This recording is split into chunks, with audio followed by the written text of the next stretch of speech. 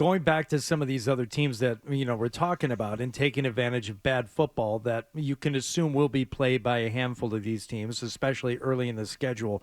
If both teams show up, this is tough to do, Chris, without looking at the matchups from week to week, but just overall, if both teams show up and play their best, do you think the Patriots end up winning all of those games against other, let's be kind and say teams that are on the rise?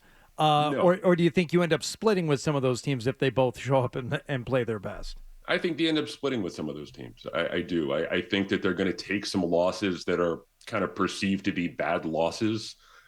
Maybe, bad losses at the end of the year where you can kick yourself and say, hey, maybe if they'd won these two games, they'd be in a little bit better position come January. But I think they're going to end up splitting those games. I think they're going to win some games that will surprise some people. Look, you always end up winning at least one or two games every year. I don't care who you are. You're back into a victory. I remember a couple of years ago when Mac Jones beat Buffalo. They're any given Sunday kind of wins.